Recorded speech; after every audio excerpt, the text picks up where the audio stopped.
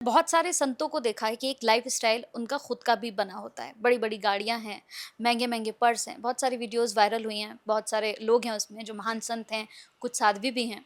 अच्छे-अच्छे बैग्स होते हैं, लग्ज़री लाइफ़ होती है।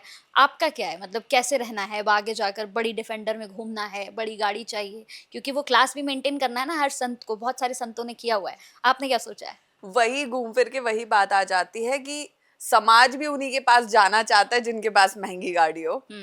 आज अगर मेरे दरवाजे पे वैगनआर या मारुति सुजुकी आ जाएगी और मैं उसमें बैठ के जाऊंगी, बेचारी गरीब साध्वी, इनके पास तो कुछ नहीं है।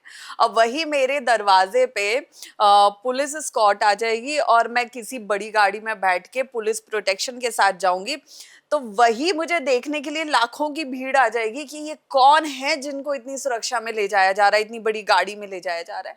तो वो कहीं ना कहीं समाज की भी विचारधारा है। हालांकि अभी मैंने ये सब सोचा नहीं है कि मुझे डिफेंडर लेनी है या मुझे बड़ा आश्रम चाहिए, नहीं।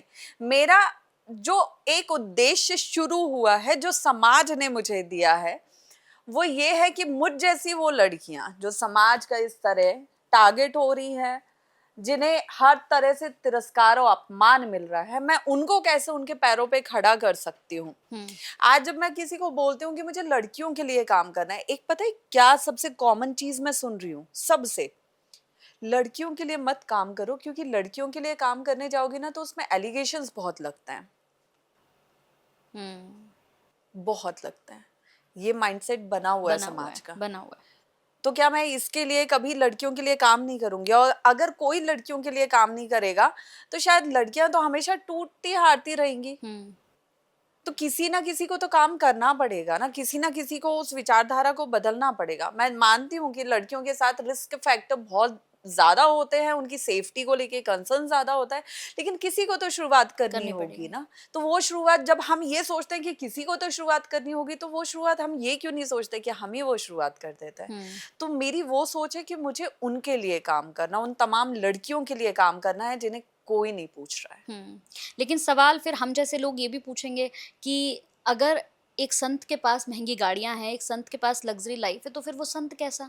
सवाल तो ये भी उठेगा ना, तो क्योंकि एक पूछे संत उन संतों वही से। मुझसे क्यों पूछ नहीं, रहे आप उसी उसी लाइन में बस आप चल दी हैं, तो हैं? जी। मुझे लगता है कि आप भी बताइए इस बात को हाँ। कि फिर वो संत किस चीज़ का है? अगर आपके पास महँगी गाड़ियाँ हैं, आप एक लग्ज़री लाइफ़ जी रहे हो, आपका जो मन कर रहा है वैसे रह रहे हो, महँगे-महँगे आपके हाथों में मतलब गोल्ड से भरे हुए हो, फिर आप संत कैसे हो? देखिए, मैं आपको अपने जीवन का बता सकती हूँ, हुँ। ठीक है? कि मेरे पास क्या है, क्या नहीं है, या मैं क्या लूँगी। अब मैं दूसरों के जीवन पे भी टिप्पणी करने लग जाऊँ, तो बात वही होगी कि मुझ में उनमें फ़र्क क्या रह जाएगा, हुँ। ठीक है? हुँ। किसी को उनके शिष्यों ने गिफ्ट किया है, तो वो अपने शिष्यों का दिल रखने के लिए ले रहे हैं। कोई आश्रम में दे गया, देखिए तमाम चीज़ें होती हैं, मैं उसमें नहीं जाना चाहती हूँ। हाँ।